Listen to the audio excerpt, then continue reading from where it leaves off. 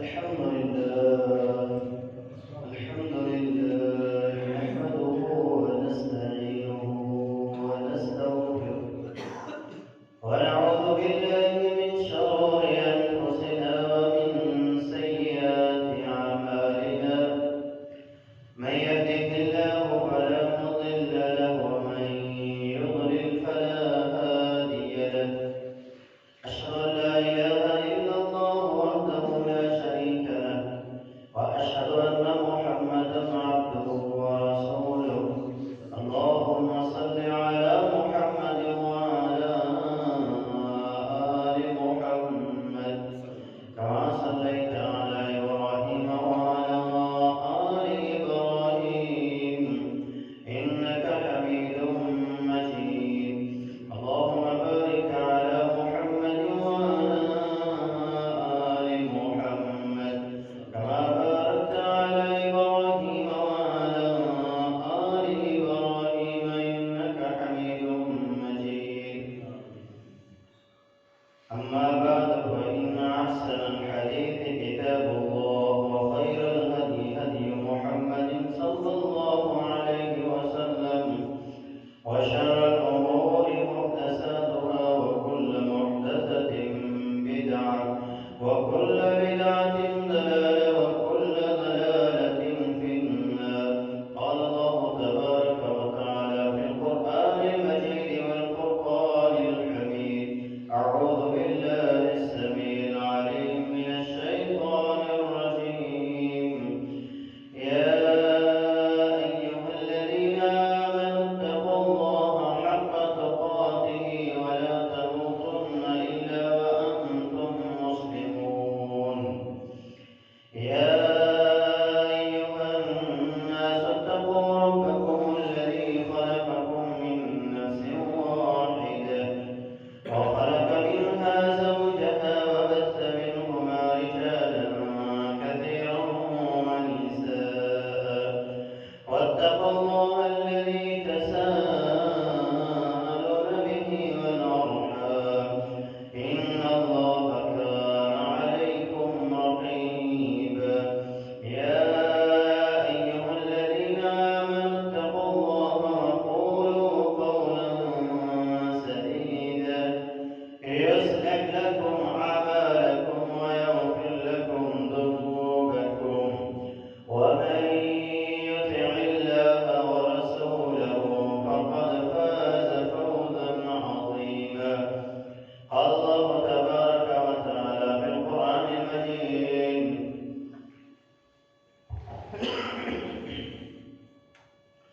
يا أيها الذين آمنوا كتب عليكم الصيام كما كتب على الذين من قبلكم لعلكم تتقون تمام قسم کی تعریفات کبریائی و بڑھائی اللہ جل جلالہ الہ العالمین رب العالمین کی ذات کے لیے خاص ہے اللہ تعالیٰ کی پاکیزہ و بابرکت حمد و ثنا کے بعد آمین لازدہ درود و سلام امام النبیین سید الاولین والآخرین رحمت للعالمین شفیع المذنبین جناب محمد رسول اللہ صلی اللہ علیہ وسلم کی ذات اقدس و علا پاک برادران اسلام بزرگوں دوستو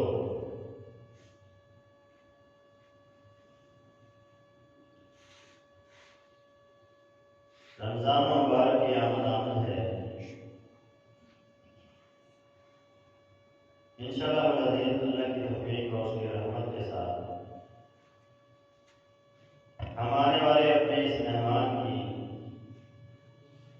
قدر و قیمت کر کے اللہ کے ہاں اپنی قدر و قیمت حاصل کریں گے انشاءاللہ۔ دنیا میں طرح طرح کے مہمان پائے جاتے ہیں، کچھ عام ہوتے ہیں جو صبح و شام ہمارے پاس آتے ہیں، کچھ خاص ہوتے ہیں، کچھ خاص و خاص ہوتے ہیں، کچھ ایسے مہمان ہوتے ہیں جب وہ ہمارے پاس آتے ہیں تو ہم ان کی تشکیل کے لیے اشتہارات لگاتے ہیں، فلیکسز بناتے ہیں، ان کے لیے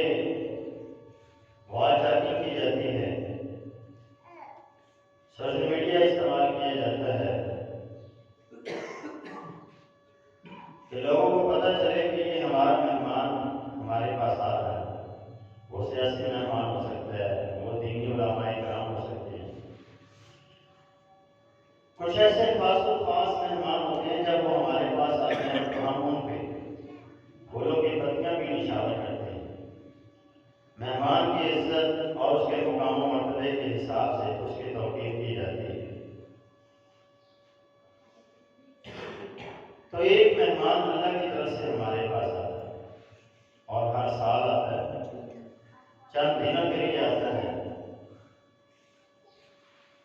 جس طرح مہمان باعث برکت ہوتا ہے، اسی طرح رمضان بھی بڑا باعث برکت ہے، رحمتوں اور برکتوں سے بھرا ہوا یہ مہمان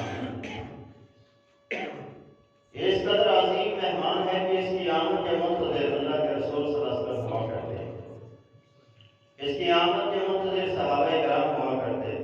محدثین اس سیرت کو جب ہم پڑھتے ہیں، مسند احمد کی حدیث ہے، صحابہ کے متعلق اور محدثین کے متعلق آتا ہے کہ جب 2 ماہ رمضان رہ جاتا تو پھر وہ یہ دعا کرنا شروع ہو جاتے، اللہم بارک لنا فی رجب و شعبان، اے اللہ تو ہمارے رجب اور شعبان کے اندر برکتیں نازل فرما، وبارکنا الی رمضان، اور ہمیں رمضان تک زندہ رکھنا تاکہ ہم رمضان کی رحمتوں اور اس میں جو تیری طرف سے عنایات پوری ہوتی ہیں اس کو ہم حاصل کر سکیں۔ تو یہ صحابہ کی دعا، تابعین اور محدثین کی دعا ہے۔ اہل ایمان جو ہے اس کی آمد پر بڑے خوش ہوتے ہیں، جیسے جیسے قریب آتا ہے ایمان والے خوش ہوتے ہیں اور اس کی تیاریوں میں لگ جاتے ہیں۔ طرح طرح کی تیاریاں لوگ کرتے ہیں، کوئی صدقات و خیرات کے حوالے سے، کچھ عبادات کے حوالے سے، کوئی سیر و رفتاری کے حوالے سے، کوئی درس و تدریس کے حوالے سے، کچھ نماز تراویح کے اہتمام کے حوالے سے، طرح طرح سے لوگ اس کی تیاری کے اندر لگ جاتے ہیں کہ کسی قسم کی کوئی کسر باقی نہ رہے۔ صحابہ کرام رسول اللہ صلی اللہ علیہ وسلم کی سیرت کو جب پڑھتے ہیں تو یہ چیز ہمیں ملتی ہے کہ وہ اس کی آمد پر بڑے خوش ہوتے ہیں، اور جیسے ہی رمضان قریب آتا ہے تو منافقین جو ہیں وہ مرجھا جاتے ہیں، ان کے چہروں پر بال بن جاتے ہیں۔ ظاہر ہے کہ جو پیٹ کے پجاری ہیں وہ بھوک اور پیاس کو کس طرح برداشت کر سکتے ہیں۔ یہ گرمی کی بھوک اور پیاس اور یہ گرمی کی پیاس کی شدت صرف اہل ایمان اللہ تعالیٰ کی رضا اور اس کی خوشنودی کے لیے ہی برداشت کر سکتے ہیں۔ اللہ تعالیٰ ہمیں اہل ایمان والے لوگوں میں شامل کر۔ بڑا عظیم مہمان ہے، جیسے اس کی آمد ہوتی ہے اللہ کے رسول صلی اللہ علیہ وسلم یہ خطبہ ارشاد فرمایا، محدثین نے اس خطبے پہ کلام کیا ہے، لیکن متن کو جب دیکھتے ہیں تو وہ تمام چیزیں دوسری احادیث سے ہمیں ملتی ہیں۔ 1 یا 2 دن قبل اللہ کے رسول صلی اللہ علیہ وسلم خطبہ ارشاد فرمایا کرتے ہیں کہ یا ایھا الناس قد اللہکم شہر عظیم، اے لوگو تمہارے پاس ایک عظیم مہینہ آ رہا ہے، عظمتوں سے بھرا ہوا، شان اور مقام سے بھرا ہوا مہینہ آ رہا ہے، فیہ لیلۃ مبارکہ، اس کے اندر اللہ تبارک و تعالیٰ نے ایک رات بڑی ہی مبارک رکھی ہے کہ جس ایک رات کی عبادت 1000 مہینوں کی عبادت سے افضل ہے۔ اللہ تبارک و تعالیٰ نے اس میں بڑی رحمتیں اور بڑی ہی برکتیں رکھی ہوئی ہیں۔ یہ رمضان کا مہینہ جو ہے کس قدر عظیم مہمان ہے کہ اس کو رسول اللہ صلی اللہ علیہ وسلم نے اسلام کا بنیادی رکن قرار دیا ہے۔ اسلام کی عمارت جن 5 ستونوں کے اوپر کھڑی ہوئی ہے ان میں سے ایک روزہ بھی ہے۔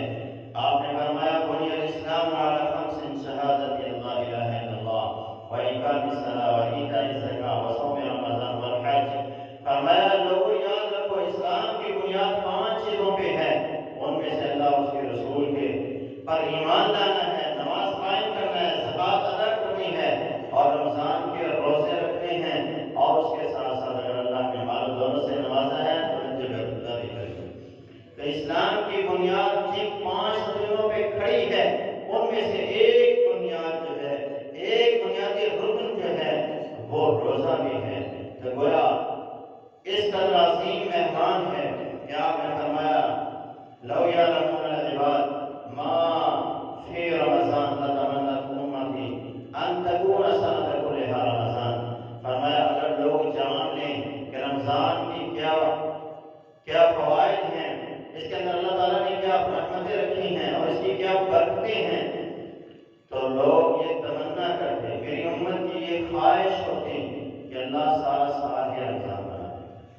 اس عظمتوں اور شان اور مقام سے نوازا گیا ہے اس مہینے کو۔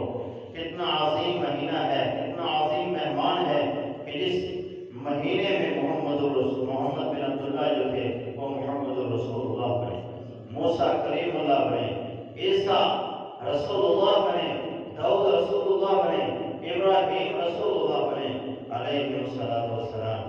جامع صغیر کی حدیث ہے، آپ نے ارشاد فرمایا یکم رمضان مبارک کو اللہ نے صحف ابراہیم کا نزول فرمایا۔ حضرت ابراہیم کو اللہ رب العالمین نے جو کتاب جو صحائف دیے وہ یکم رمضان مبارک کو دیے، اور 6 رمضان مبارک کو اللہ رب العالمین نے تورات کا نزول فرمایا۔ تورات 6 رمضان کو حضرت موسیٰ علیہ السلام کو ملی، گویا آپ کو نبوت اور رسالت اسی مہینے کے اندر عطا کی گئی۔ 13 رمضان کو اللہ نے حضرت عیسیٰ کو انجیل عطا فرمائی، اور 18 رمضان کو اللہ نے حضرت داؤد علیہ السلام کو زبور عطا فرمائی، اور 24 رمضان کو اللہ رب العالمین نے جناب محمد الرسول اللہ صلی اللہ علیہ وسلم کو قرآن مجید عطا فرمائی۔ قرآن مجید میں ایک مقام پہ اللہ تبارک و تعالیٰ نے فرمایا اِنَّا أَنزَلْنَاهُ فِي لَيْلَةِ الْقَدْرِ، ہم نے قرآن کو لیلۃ القدر میں نازل کیا۔ اور اس حدیث میں یہ ہے کہ آپ کو قرآن مجید 24 رمضان کو عطا کیا۔ تو اس میں سمجھنے کی بات یہ ہے کہ ایک لفظ استعمال ہوا ہے انزال، انزلنا کا لفظ، اور ایک لفظ قرآن مجید میں قرآن کے نزول کے حوالے سے استعمال ہوا ہے تنزیل۔ دونوں میں فرق یہ ہے، اِنَّا أَنزَلْنَاهُ فِي لَيْلَةِ الْقَدْرِ یعنی پورے کا پورا قرآن جو نازل ہوا ہے وہ لیلۃ القدر میں نازل ہوا ہے، یعنی لوح محفوظ سے آسمان دنیا بیت العزت ایک جگہ ہے جہاں اللہ تبارک و تعالیٰ نے پورے کا پورا قرآن نازل کیا، تو وہ لیلۃ القدر میں نازل کیا، اور وہاں سے جس طرح قرآن مجید میں اللہ نے فرمایا وَقُرْآنًا فَرَقْنَاهُ لِتَقْرَأَهُ عَلَى النَّاسِ عَلَى مُكْثٍ وَنَزَّلْنَاهُ تَنزِيلًا، ہم نے قرآن کو تھوڑا تھوڑا کر کے آپ پہ اس لیے نازل کیا ہے تاکہ آپ اس کو لوگوں کے سامنے پڑھتے رہیں، جیسی ضرورت تھی ویسا اللہ نے قرآن نازل کیا۔ تو یہ جو تھوڑا تھوڑا کر کے نازل کیا گیا یہ 23 سال کے عرصے میں نازل کیا گیا، اس کو تنزیل کہتے ہیں۔ وہ جو آپ پر پہلے وحی کا نزول ہوا اور رمضان کے مہینے میں 24 رمضان کو اللہ رب العالمین نے آپ کو اس حدیث کی روح سے قرآن مجید عطا فرمایا۔ اقرأ بسم ربک الذی خلق، اس سورت کا نزول کیا گیا اور آپ کو نبوت و رسالت 24 رمضان مبارک کو عطا کی۔ مہمان کیونکہ باعث رحمت اور باعث برکت ہوتے ہیں، یہ ہمارے یہاں بڑا مشہور مقولہ ہے کہ مہمان باعث رحمت ہوتا ہے۔ تو جو اللہ کا مہمان ہے وہ تو ہمارے مہمانوں سے کہیں زیادہ باعث رحمت اور باعث برکت ہے۔ ہمارے مہمان ہمارے ماما چاچا یا کوئی اور رشتے دار جب ہمارے گھر میں آتا ہے تو ہم اس کے لیے طرح طرح کے کھانے بناتے ہیں۔ تو جب اللہ کا مہمان ہماری زندگیوں میں آئے گا تو اللہ رب العالمین جس کی رحمت اور اس کی برکت سے ہمیں بھی بڑی رحمتوں اور برکتوں سے نوازے۔ جس طرح مہمان ہمارے گھر میں آتا ہے تو ہمارے دسترخوان پہ طرح طرح کے کھانے سجتے ہیں، تو جب اللہ کا مہمان آئے گا تو ہمارے رزق کے اندر بھی اضافہ ہوگا، ہمارے رزق کے اندر بھی اللہ رب العالمین اضافہ فرمائیں گے۔ اور اس بات کا مشاہدہ آپ اپنے دسترخوان پر کر سکیں گے جب آپ سحری اور افطاری کے وقت سحری اور افطاری کریں گے۔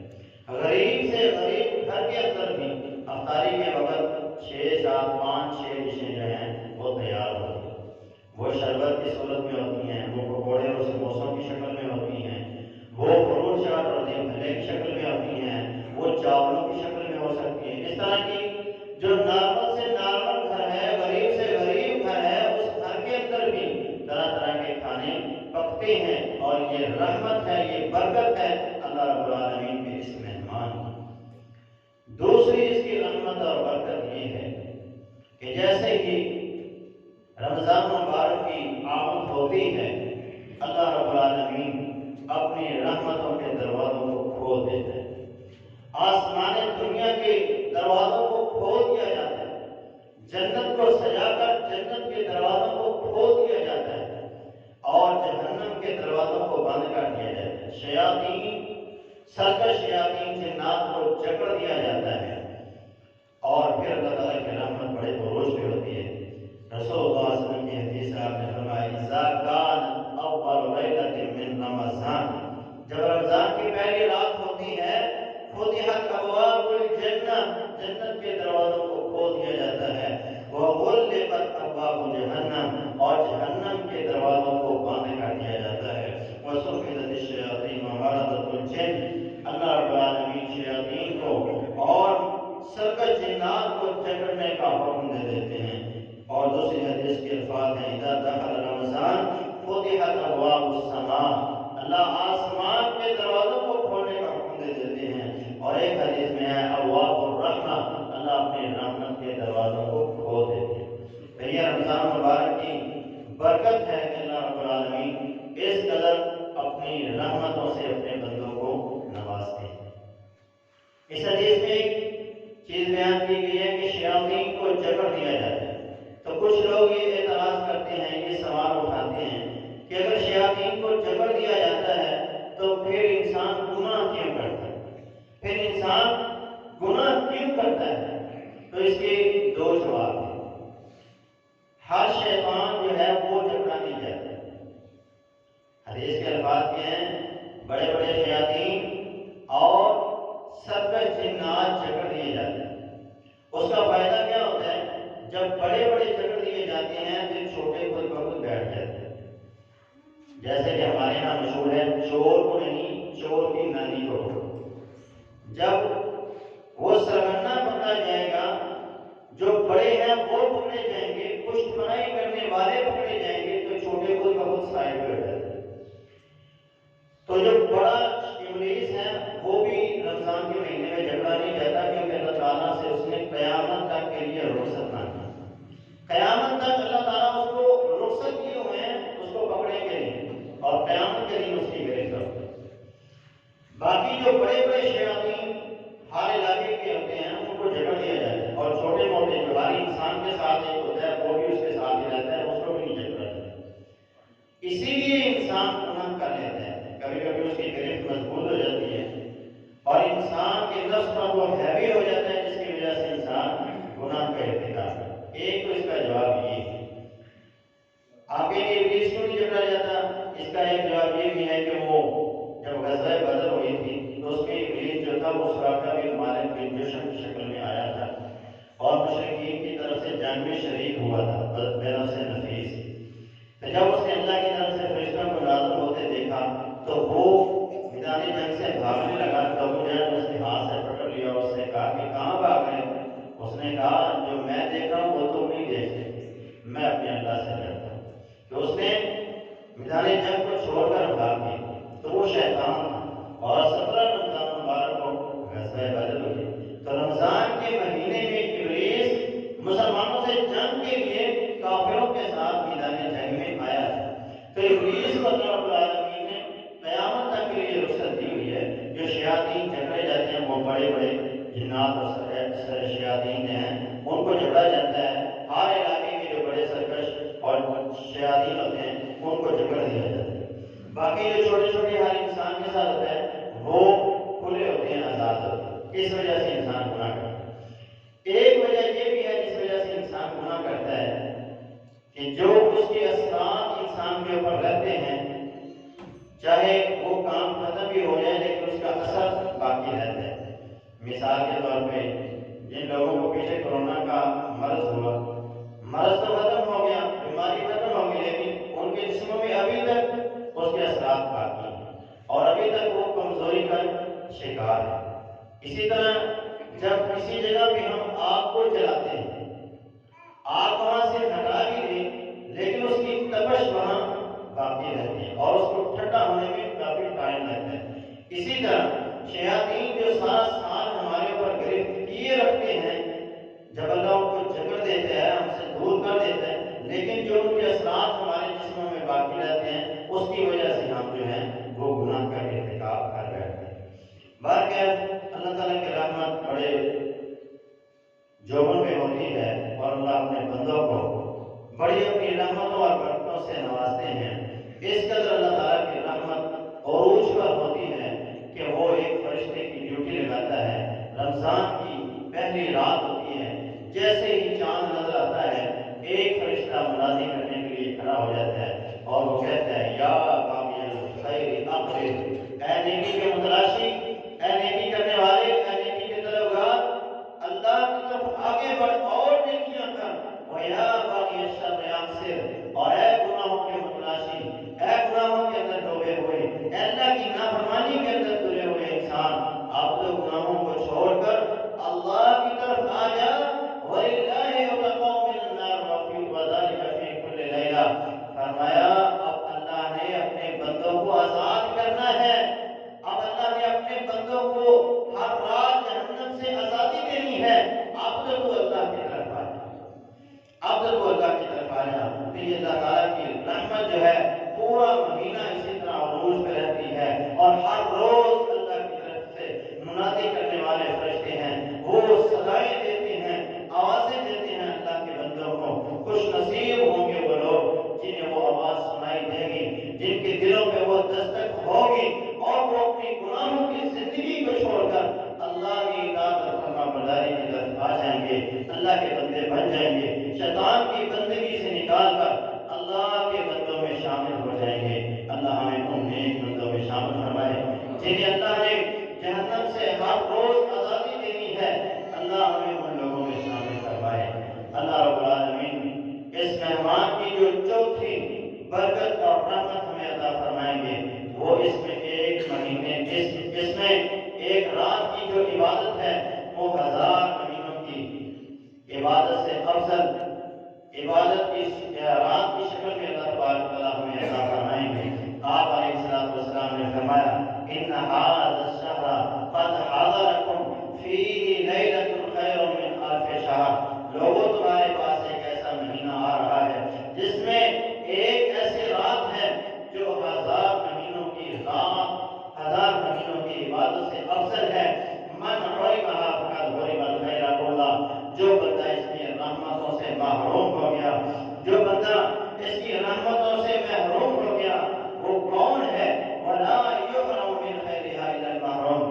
وہ بد نصیب ہے، بد نصیب کے علاوہ کوئی بندہ بھی اس کی رحمتوں سے اور اس کی برکتوں سے محروم نہیں ہو سکتا. کتنا بڑا بد نصیب ہوگا وہ انسان کہ جس کے لیے بد دعا کرنے والے سید الملائکہ ہوں اور آمین کہنے والے سید الانبیاء ہوں، اور جس کے لیے بد دعا کی جا رہی ہو دن سید الایام یوم الجمعہ ہو، اور گھڑی وہ ہو جو مقبولیت کی گھڑی ہو، اور جس جگہ پہ کی جا رہی ہو وہ جگہ روضۃ من ریاض الجنہ ہو. اس جگہ پہ جب بد دعا کی جائے، بد دعا کرنے والے جبریل ہوں، آمین کہنے والے محمد رسول اللہ ہوں، تو یاد رکھیے اس بندے سے واقعہ بد نصیب اور بدبخت کوئی نہیں ہو سکتا. آپ کے سامنے جب سیدنا جبریل نے کہا بد نصیب ہے وہ انسان، اس بندے کی ناک خواہ موجود ہو جائے، وہ بندہ تباہ و برباد ہو جائے کہ جس نے رمضان مبارک کے بابرکت مہینے کو پایا اور پھر اپنے گناہوں کی بخشش حاصل نہ کر سکتا. کتنی بڑی بد نصیبی ہوگی اس انسان کی. اللہ رب العالمین ہمیں رمضان مبارک کا بابرکت مہینہ نصیب بھی فرمائے اور اس کے روزے رکھ کر اپنی بخشش اور مغفرت کو حاصل کرنے کی توفیق بھی عطا فرمائے. پانچویں برکت اس مہینے کی، اس مہمان کی یہ ہے کہ اللہ رب العالمین اپنے بندوں کے تمام صغیرہ گناہوں کو معاف فرما دیتے ہیں. آپ نے فرمایا الصلوات الخمس والجمعۃ الی الجمعہ والعمرۃ الی العمرہ والرمضان الی رمضان مکفرات لما بینہن اذا اجتنب الکبائر. جب کوئی بندہ کبیرہ گناہوں سے اپنے آپ کو بچائے تو ایک نماز سے دوسری نماز، ایک جمعے سے دوسرا جمعہ، ایک عمرے سے دوسرا عمرہ، اور ایک رمضان سے دوسرے رمضان تک جتنے گناہ ہوتے ہیں اللہ اس کے معاف فرما دیتا ہے. تو کتنی بڑی رحمت ہے اور برکت ہے اس مہینے کی کہ جب یہ مہینہ آتا ہے تو اللہ اپنے بندوں کے گناہوں کو معاف فرما دیتے ہیں. آپ نے فرمایا من صام رمضان ایمانا و احتسابا غفر له ما تقدم من ذنبه، جس بندے نے ایمان کی حالت میں ثواب کی نیت کے ساتھ، احتساب کا معنی ایک احتساب بھی ہے کہ اپنا محاسبہ کرتے ہوئے اس نے رمضان کا روزہ رکھا اور اس کے 30 روزے یا 29 روزے اس نے مکمل رکھے اپنے اللہ کی رضا کے لیے، اس کو خوش کرنے کے لیے، اللہ رب العالمین اس کے پہلے سارے گناہوں کو معاف فرما دیتے ہیں۔ یہ تو دنیا میں اس کی رحمتیں اور برکتیں وہ سمیٹتا ہے، جیسے ہی قبر میں پہنچتا ہے، اس دنیا کو چھوڑتا ہے، قبر میں پہنچا، قبر میں میت پر ہر طرف سے عذاب آتا ہے، سر کی طرف سے آتا ہے، دائیں طرف سے آتا ہے، بائیں طرف سے آتا ہے، پاؤں کی طرف سے آتا ہے، ہر طرف سے اس کی جو نیکیاں ہیں وہ شامل حال ہو جاتی ہیں، رکاوٹ بن جاتی ہیں۔ اسی طرح جب دائیں طرف سے اس کے پاس عذاب آنے کی کوشش کرے گا تو رستے میں روزہ حائل ہو جائے گا اور اس کو میت کے قریب نہیں آنے دے گا۔ رب قبر کے عذاب سے حفاظت ہے اس بندے کے لیے جس نے رمضان مبارک کے بابرکت مہینے کو پایا اور اس کے روزے رکھ کر اپنے آپ کو اس نے قبر کے عذاب سے محفوظ کر دیا۔ اسی طرح ساتویں برکت ہے قیامت کے دن اس بندے کو عزت اور مقام و مرتبے سے نوازا جائے گا۔ نبی علیہ السلام نے فرمایا القرآن والصیام اشفعان للعبد یوم القیامہ، قیامت کا دن ہوگا، قرآن اور روزہ جو ہے اپنے پڑھنے والے اور روزہ رکھنے والے کے لیے سفارشیں بن کے آئے گا۔ قیامت کے دن جب کوئی سفارش کام نہیں آئے گی، وہاں آپ کی سفارش روزہ کرے گا، آپ کی سفارش قرآن کرے گا، آپ کی سفارش اللہ کا رسول صلی اللہ علیہ وسلم کرے گا۔ یہ چند ایک سفارشیں جو حدیث سے ثابت ہیں یہ کریں گے اگر دنیا میں آپ نے ان سے اپنا تعلق مضبوط کیا ہو۔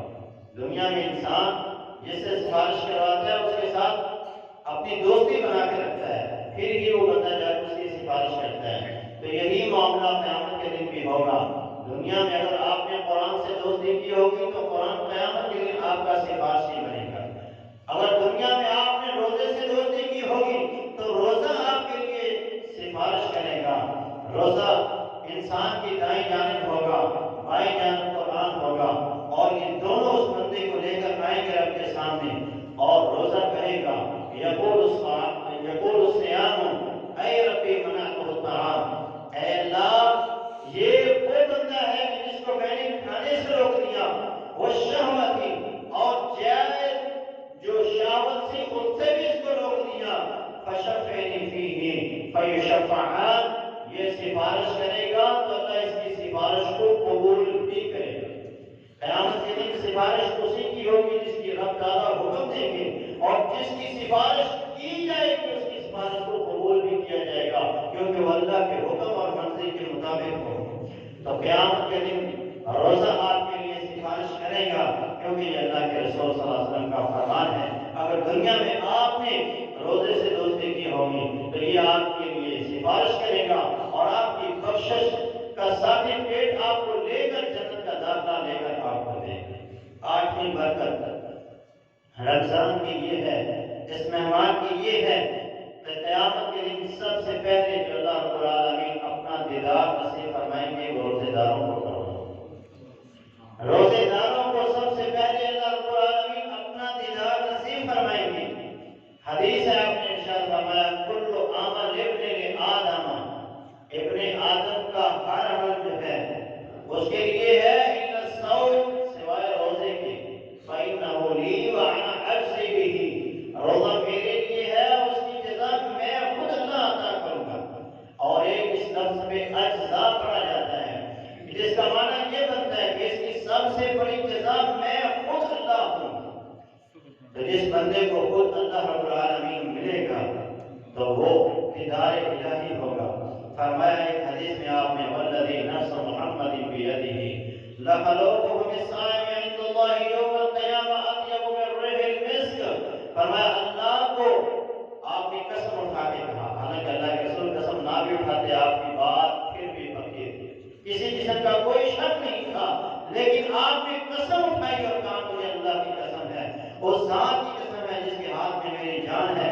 روزے دار کے منہ سے آنے والی جو بدبو ہے، سمن ہے، وہ اللہ رب العالمین کے ہاں قیامت کے دن اس قدر معزز ہوگی کہ کستوری سے زیادہ اس کی اہمیت ہوگی۔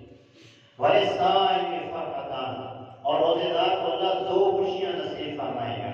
فرحۃ اذا افطر فرح بفطرہ، ایک خوشی وہ ہوگی جب وہ روزے کو افطار کرتا ہے، یعنی جب وہ روزہ افطار کرتا ہے تو طرح طرح کے کھانے کھاتا ہے اور اللہ تعالیٰ کی اطاعت اور فرما برداری کے اوپر سے خوشی ہوتی ہے کہ میں نے ایک اللہ کا فریضہ ادا کیا اور اس کے بدلے میں رب تعالیٰ نے مجھ کو یہ انعامات دیے، یہ کھانے مجھے رب نے دیے، اور وہ اس کے ساتھ خوش ہوتا ہے۔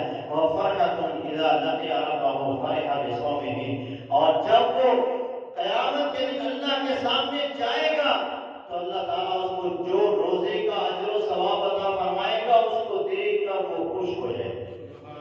تو قیامت کے دن رب تعالیٰ سب سے پہلے جو ہیں اللہ رب العالمین روزے داروں کو اپنا دیدار نصیب فرمائیں گے، کیونکہ سب سے بڑی جزا اور جو جزا اللہ نے قیامت تک کے دن کے لیے مغفرت کی ہے روزے کی، اور روزے کا بدلہ اور اس کی جو جزا اللہ نے مغفرت کی ہے وہ قیامت کے دن رب تعالیٰ اہل ایمان روزے داروں کو بھی عطا فرمائے گا، اور وہ اپنی دیدار کی صورت میں عطا فرمائے گا۔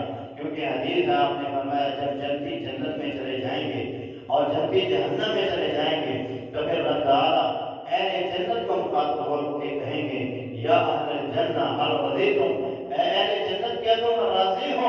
تو تمام اہل جنت کہیں گے اے اللہ ہم راضی ہیں، تم نے ہمیں بے شمار انعامات سے نوازا ہے۔ اللہ فرمائیں گے ابھی میری کچھ نعمتیں باقی ہیں جن کا میں نے تمہارے اوپر اہتمام کرنا ہے، تو وہ کہیں گے اللہ وہ کون سی نعمتیں ہیں جو ان نعمتوں کے بعد بھی ابھی باقی ہیں؟ تو اس وقت کے اللہ تعالیٰ فرمائیں گے اے میرے بندو، میں آج تمہارے اوپر اپنی رضا کو حلال کرتا ہوں۔ احل علیکم رضوانی فلا اسخط علیکم بعدہ ابدا، میں آج تم سے راضی ہو گیا ہمیشہ کے لیے، اور آج کے بعد کبھی تم لوگوں سے ناراض نہیں ہوں گا، ہمیشہ ہمیشہ کے لیے راضی ہو جاؤں گا۔ فیکشف الحجاب، پھر اللہ اپنے حجابوں کو اٹھا دیں گے اور اہل جنت اللہ رب العالمین کا دیدار کریں گے۔ اللہ رب العالمین وہ نظارہ، وہ لذت، وہ سکون جو اس وقت اللہ نے اپنے بندوں کو عطا کرنی ہے، اللہ ہمیں وہ عطا فرمائے۔ تو قیامت کے دن اللہ مغفی اعمال کی جزا اپنے دیدار کی شکل میں اپنے مومن بندوں کو عطا فرمائیں گے۔ نویں برکت، دنیا میں جنتی ہونے کا سرٹیفکیٹ اس بندے کے لیے ہے۔ سیدنا ابو ہریرہ رضی اللہ عنہ فرماتے ہیں ایک آدمی اللہ کے رسول کے پاس آیا اور اس نے آگے کہا دلنی علی عمل اذا عملتہ دخلت الجنہ، مجھے کوئی ایسا عمل بتلائیے جب میں اس عمل کو کروں تو جنت میں داخل ہو جاؤں۔ تو آپ نے فرمایا تو کیا کرنا ہے؟ تعبد اللہ ولا تشرک بہ شیئا، اللہ کی عبادت کرنی ہے، اللہ کے ساتھ شرک نہیں کرنا۔ وتؤتی الزکاۃ المفروضہ، اور فرضی زکات تمہیں ادا کرنی ہے۔ وتصوم رمضان، اور رمضان کے روزے تمہیں رکھنے ہیں۔ اس حدیث میں 4 کام آپ نے بتلائے۔ وہ بندہ آگے سے کہتا ہے والذی نفسی بیدہ لا ازید ولا هذا ولا انقص، اے اللہ کے رسول مجھے اللہ کی قسم ہے میں ان اعمال میں سے نہ کمی کروں گا نہ زیادتی کروں گا، یہ جو آپ نے مجھے فردی کام بتائے ہیں صرف یہی کروں گا۔ اب وہ بندہ یہ بات کہہ کے جا رہا ہے، آپ نے فرمایا من سرہ ان ینظر الی رجل من اہل الجنہ فلینظر الی ھذا، جو رب کی زمین پر چلتا پھرتا جنتی دیکھنا چاہتا ہے وہ اس بندے کو دیکھ لے، یہ رب کی زمین پر چلتا پھرتا جنتی۔ تو جو بندہ یہ 4 کام کرے گا، ایمان، اللہ کی عبادت، اللہ کے ساتھ شرک نہیں کرے گا، فرضی نماز ادا کرے گا، فرضی زکات ادا کرے گا، اور اس کے ساتھ فرضی روزے رکھے گا، اللہ اس بندے کو اپنی جنت کا داخلہ عطا فرمائے گا۔ قیامت کا دن ہوگا، یہ روزے دار جب اللہ کے سامنے آئیں گے تو اللہ انہیں جنت کی طرف جانے کا حکم دیں گے۔ فرمایا ان فی الجنت لبابا یقال له ریان، جنت کے 8 دروازے ہیں، ان 8 دروازوں میں سے ایک کا نام باب الریان ہے۔ الریان روزے داروں کے لیے رب نے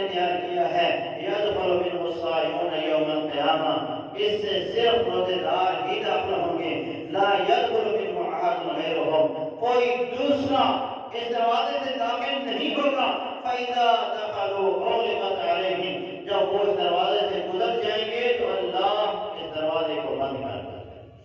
تو یہ اہل جنت کے لیے، اہل سیام کے لیے، روزے داروں کے لیے اللہ رب العالمین نے جنت کا ایک دروازہ باب ریان رکھا ہے، جو اس دروازے سے داخل ہو کر اللہ کی جنتوں میں داخل ہو جائیں گے۔ 10ویں برکت ہے اس مہمان کی، جب یہ مہمان آتا ہے تو رب العالمین اپنے بندوں کو جہنم سے آزاد کرتے ہیں، جیسے کہ پیچھے بھی حدیث گزری ہے کہ رمضان کی ہر رات میں اللہ رب العالمین اپنے بندوں کو جہنم سے آزاد فرماتے ہیں۔ یہ تو فرضی روزے ہیں، نفلی روزوں کی کیا فضیلت ہے؟ آپ نے فرمایا من صام یوما فی سبیل اللہ باعد اللہ وجہہ عن النار 70 خریفا، اللہ اس بندے کو جہنم سے 70 سال کی مسافت دور کر دیتے ہیں جو بندہ ایک نفلی روزہ رکھتا ہے۔ اور دوسری حدیث میں فرمایا من صام یوما فی سبیل اللہ باعد اللہ وجہہ عن النار مسیرۃ 100 عام، اللہ اس بندے کو جہنم سے 100 سال کی مسافت دور کر دیتے ہیں جو بندہ ایک نفلی روزہ اللہ کی رضا کے لیے رکھتا ہے۔ اور ایک حدیث میں فرمایا من صام یوما فی سبیل اللہ باعد اللہ وجہہ عن النار، وفي روایت جعل اللہ بینہ وبین النار خندقا کما بین السماء والارض، اللہ اس بندے کے درمیان جو ایک نفلی روزہ اللہ کے رضا کے لیے رکھتا ہے، زمین و آسمان کے فاصلے کے برابر ایک خندق اس کے اور جہنم کے درمیان بنا دیتے ہیں کہ وہ خندق جو زمین و آسمان کے فاصلے کے برابر ہے، اور زمین سے آسمان کا فاصلہ آپ نے فرمایا 500 سال کی مسافت کا ہے۔ تو ایک نفلی روزہ رکھنے والا بندہ جہنم سے 500 سال کی مسافت دور کر دیا جاتا ہے۔ جو فردی روزہ رکھنے والا ہوگا، جو رمضان کے روزے رکھے گا، اس کا اللہ کے ہاں کیا مقام ہے کہ اللہ نے فرمایا میرے فرشتوں تم اس کا اجر و ثواب لکھ ہی نہیں سکتے، تم صرف یہی لکھ دو کہ میرے بندے نے روزہ رکھا ہے، اور قیامت کے دن میں اللہ خود اس اپنے بندے کو اس کی جزا اور بدلہ عطا فرمائے گا۔ یہ ہمیں برکت اس مہمان کی یہ ہے کہ آپ علیہ السلام نے فرمایا اس کی وجہ سے اللہ اپنے بندوں کو مستجاب الدعوات بنا دیتے ہیں۔ آپ نے فرمایا ثلاثۃ لا ترد دعوتهم، 3 لوگ ایسے ہیں جن کی دعا کبھی رد نہیں ہوتی۔ الامام عادل، عدل کرنے والا حکمران، انصاف کرنے والا جج، والصائم حتی یفطر، اور وہ روزے دار جو روزہ رکھے رکھتا ہے اور جب وہ روزے کو افطار کرتا ہے، جو دعا کرتا ہے اللہ اس کی دعا کو قبول کرتے ہیں۔ اسی طرح ایک حدیث میں آپ نے فرمایا جب روزے دار روزے کی افطاری کے وقت جو دعا کرتا ہے اللہ اس کی دعا کو قبول کرتا ہے۔ تیسرا بندہ ہے ودعوت المظلوم، مظلوم کی دعا کو اللہ رد نہیں کرتے۔ تو گویا وہ بندہ مستجاب الدعوات ہے جو بندہ روزے دار ہے۔ جو بندہ روزہ رکھتا ہے اللہ اس بندے کو مستجاب الدعوات کر دیتے ہیں۔ اللہ تعالی ہمیں بھی ان لوگوں میں شامل کر دے۔ 12ویں برکت، ساری زندگی وہ انسان ایسا ہی ہے جیسے وہ روزوں کے اندر ہے۔ گویا اس نے ساری زندگی روزے رکھے، جس نے رمضان کے روزے رکھے، سماعت کا ہو بست من شوال، پھر رمضان کے بعد اس نے شوال کے 6 روزے رکھے، 30 روزے یا 29 روزے وہ رمضان کے رکھتا ہے، اور اس کے بعد شوال کے 6 روزے ساتھ میں اور رکھ لیتا ہے۔ عید گزرنے کے بعد 6 روزے اس نے رکھ لیے، 1 مہینے کے اندر اس نے اس کو پورا کر لیا۔ آپ نے فرمایا فَكَأَنَّمَا صَامَ الدَّهْرَ، گویا اس نے پورا سال کے روزوں کے اندر گزارا۔ یہ اس مہمان کی برکت اور رحمت ہے کہ جو بندہ اس کے روزے رکھنے کے بعد صرف 6 روزے اور بعد میں رکھ لیتا ہے تو اللہ رب العالمین کی ذات اس کو پورے سال کے روزوں کے ثواب عطا فرماتے ہیں۔ 13ویں برکت اس مہمان کی یہ ہے کہ اللہ رب العالمین اپنے بندوں کو فہم و فراست سے نواز دیتے ہیں۔ سیدنا لقمان علیہ السلام اپنے بیٹے کو ایک نصیحت فرماتے ہیں، ان سے کہتے ہیں اذا امتلأت المعدة، جب تو اپنے معدے کو بھر لے گا، اپنے پیٹ کو بھرے گا، نامت الفکرۃ، تیری سوچ جو ہے وہ سو جائے گی، وحرست الحق، تیری حکمت قید ہو جائے گی، وقعدت الاعضاء عن العبادہ، اور تیری اعضاء جو ہیں وہ عبادت سے عاجز آتے ہیں۔ تو روزہ وہ عمل ہے کہ جس کے ذریعے سے ہم کم کھاتے ہیں، اپنے معدے کو خالی رکھتے ہیں، پورا دن ہمارا معدہ خالی ہوتا ہے۔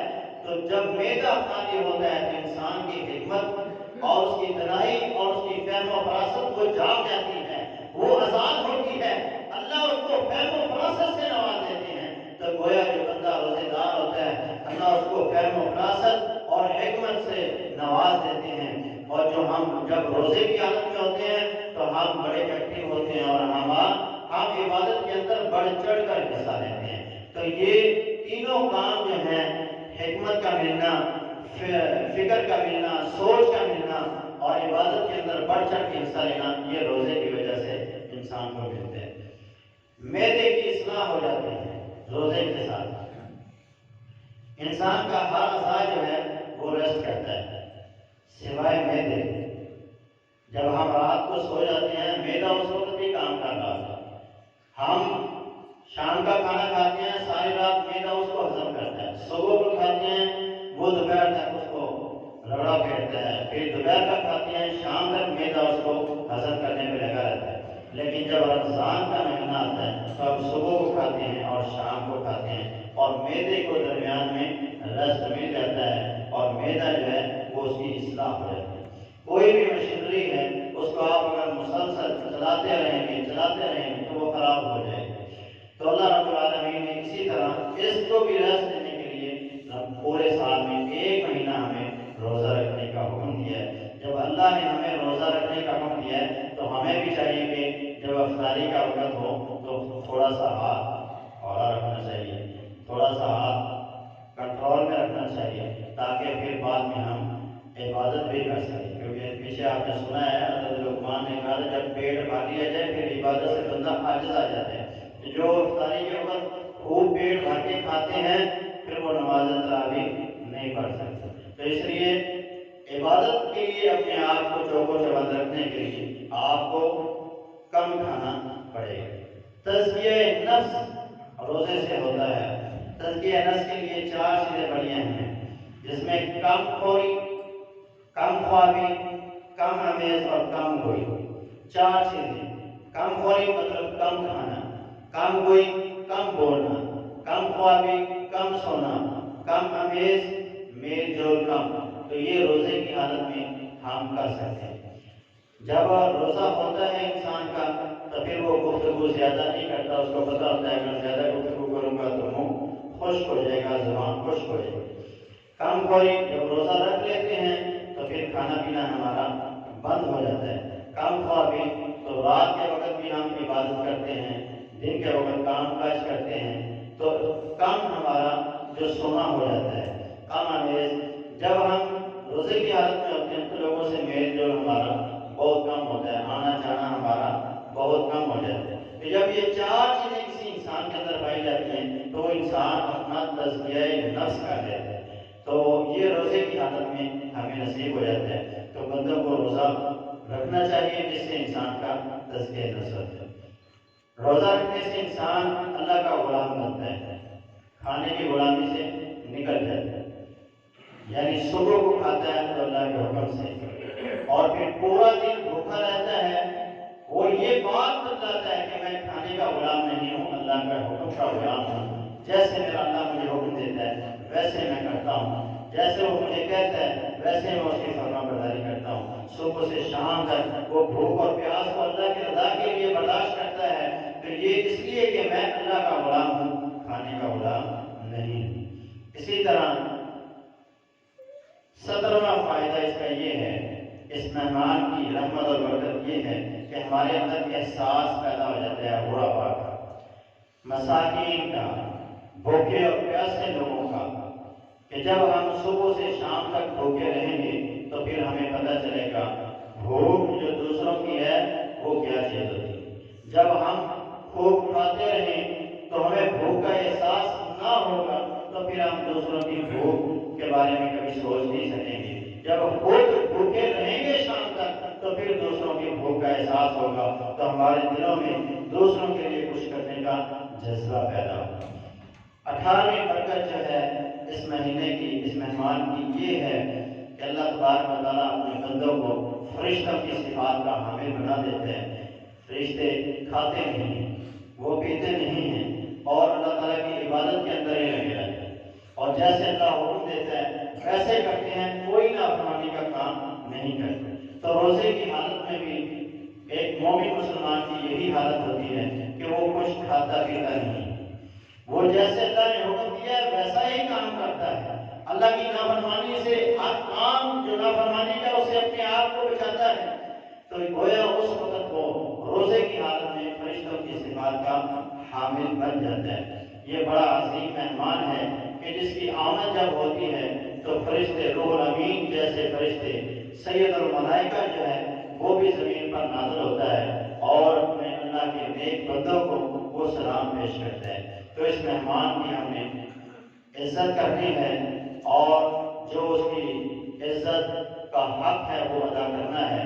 جس طرح ہم اپنے آباء و اجداد، اپنے رشتہ داروں، اپنے دوستوں کی جب وہ ہمارے پاس آتے ہیں ہم ان کی عزت کرتے ہیں، ان کو مقام و مرتبے سے نوازتے ہیں، جس قدر وہ شان اور عزت کے لائق ہوتے ہیں ان کی توقیر کرتے ہیں، ان کی مہمان نوازی کرتے ہیں، اسی طرح یہ اللہ کا مہمان ہمارے پاس آ رہا ہے اور اتنی رحمتوں اور برکتوں اور اللہ کی طرف سے نوازشات کو لے کر آ رہا ہے، اللہ کی رحمتوں کو ہمارے پاس لے کر آ رہا ہے۔ تو ہمارا بھی فرض بنتا ہے کہ ہم اس کی خدمت کریں، اور اس کی خدمت کیا ہے کہ ہم پہلے نمبر پر روزہ رکھیں، رات کا قیام کریں، صدقات و خیرات کریں، قرآن کی تلاوت کریں، ذکر و اذکار کریں، اپنے مومن مسلمان بھائی جو کمزور ہیں، تندرست ہیں، ان کے ساتھ حسن سلوک کریں، اپنے جو رشتہ دار غریب ہیں ان کے پر خرچ کریں، جو بھی ہمارے آس پاس ضرورت مند ہے اس کی ضرورت کو پورا کریں۔